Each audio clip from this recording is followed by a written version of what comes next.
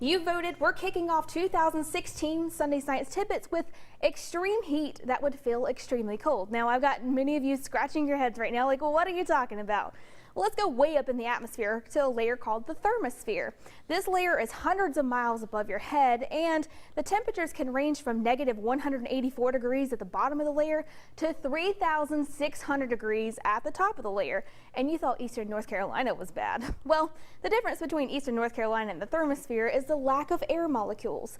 The most of the Earth's atmosphere resides at the surface of the Earth. So if you climb to the top of Mount Everest, you've already lost roughly 70% of the atmosphere. This is the reason that you need an oxygen tank when you climb to such heights like Mount Everest. Now, Mount Everest is only about 5.5 miles in height. Well, we're talking hundreds of miles in height, so we're way above that.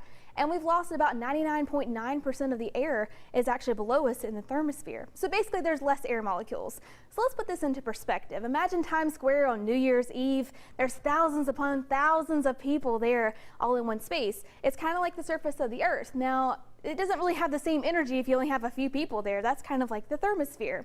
So that's how it would be. So if you go way up in the atmosphere, you would actually feel really cold in the thermosphere, but you don't want to have exposed skin because if you get hit by one of those molecules, it could burn right through you. Wow, that's so interesting, and I like the analogy with the Times Square. It's very timely, right? Yeah, absolutely, and it's definitely something we need to be aware of with all this cold out here this week. Yeah, so pretty cool stuff. Hey, at least we don't live in the thermosphere. Yeah. It's crazy enough right here on the surface of the Earth. Right, absolutely. All right, thanks, Candice. Okay, well, the